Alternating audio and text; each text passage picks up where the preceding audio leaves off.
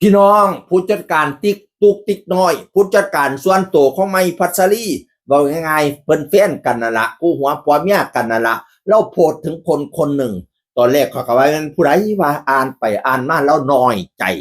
น้อยใจแม่บ้านแม่บ้านตอนมาหาเราใหม่ๆมาขอเหตุการณ์เหตุงานใหม่ๆนั่นโอ้ยเตื้องจอยเตื้องแหงบ่มีสง่าราศีเขามาขอเหตุการณ์เหตุงานนั่นน่ะแม้กระทั่งมาด้วยกระเป๋าอันเดียวเสียผ้ากับบ่มีเมียบ่จักโตอาบน้ำชนิดว่าผ้าเช็ดตัวสิเช็ดตัวกับบ่มีเอาเสียน่ะมาเช็ดพ่อแห้งอัน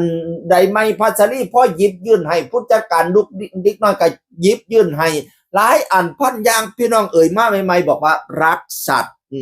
มาดูแลสัตว์เด้รักสัตว์พี่น้องเอ่ยมาเจ้ากันนี่ยังข้าเจ้ากับป้อนให้หลายอันหลายอย่างพี่น้องเอ๋ยบัดสิไปตอนแรกบอกว่ารักสัตว์บัดสิไปมาบอกว่าขี้เดียดหมาขี้เดียดแมวแพ้ขนเหม็นกินเขาบ่ลงว่าฉันว่านั่นน่ะตอนแรกเขามานี่ท่วมตัวนี่ท่วมหัว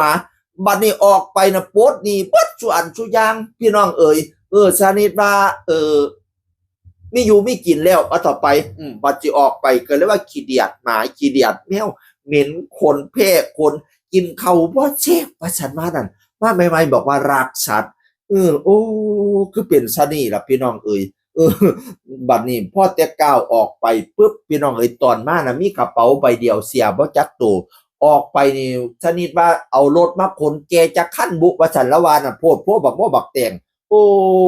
สร้างเปลี่ยนไปแต่ว่าเนาะเราบอกว่าเราแอบน้อยใจเราว่าเราบ่อยากเบ้าดอกแต่ว่าที่ออกมาเว้าคือแอบน้อยใจแล้วก็ตาลิตนไม่พัสรีตาลิตนเมียเราพร้อมเราอุตส่าห์เห็นอกเห็นใจตาลิตนคนนี้บัดแต่คนนี้ออกไปปุ๊บบัดเนี่ย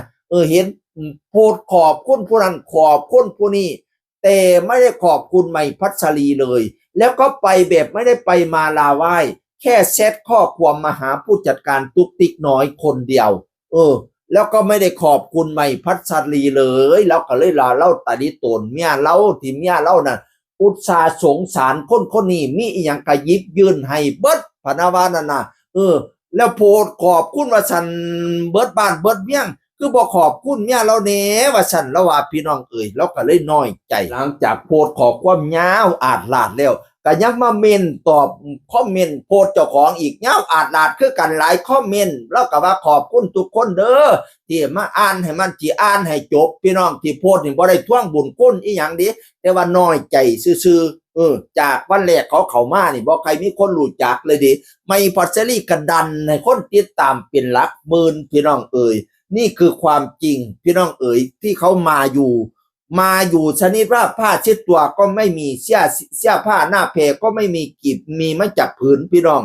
ที่เราออกมาเบาเพราะว่าเราตาลิตนเนี่ยเราย้ำเร็วย้ำอีกพี่น้องเอ๋ยถ้าน้องแม่บ้านเห็นโพสต์คนนี้เห็นโพสต์นี้แล้วอันไหนไม่ใช่ความจริงสามารถแย้งได้ว่าสันวานานะหรือว่าเราก็เลยถามอีกว่าหรือว่าข่อยกับเมียนี่เป็นคนบอดีบ่เฮ้อว่าสันวานานะที่เขาไปเนี่ยข่อยเป็นคนบอดีบ่เฮ้อที่เขาบอกขอบคุณนี่ข่อยกับเมียเป็นคนบอดีบ่เฮ้อว่าสันว่าเรายังมีขอความสงสัยพี่น้องเอ๋ยเม่นจิ้มไพ่ว่ามันก็แมนอยู่ปกติเก่าไปไม่มามันก็เป็นเรื่องปกติอยู่พนาว่าพี่น้องเอ๋ยแต่ว่ามันเป็นความรู้สึกทางด้านจิตใจที่มีให้ต่อกันมากกว่าคำว่าลูกน้องกะกะกะขอบคุณกันแน่เสียนะเว้าหากันแน่ขอบคุณผู้อื่นว่าสันอ้อมบ้านอ้อมที่อ้อนแบนบัดผู้มาเฮ็ดงานให้ซอยปดนี่ให้เฮ็ดให้เมื่อนตาอ้าปากได้จากเขามาน่ะนี่ท่วมหัวทั้งจอยทั้งแห้งเสียผ้าหน้าแพรก็มีบ่จักตัวผ้าเช็ดตัวอาบน้ำแล้วก็เปียกบอดย้อนเอาเสียน่ะเช็ดตัวเอาบ่มีหลายอันหลายอย่างเขาก็ยื่นให้ขอบคุณในจักหน่อยในเปียงว่าประมาณนี้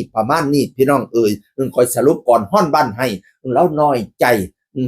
ตาลิตนเนี่ยเราก็พ้องกันขอบคุณแต่ผู้อื่นบัดเมียเราบ่ขอบคุณจับคำอุ้ยสุดยอดแสดงว่าเราหักเมียเราเติบเนาะโอ้สุดยอดนะผู้จัดการตุกติกน้อยเนี่ยเสียงคนเก่าสู่ฟังสวัสดีครับ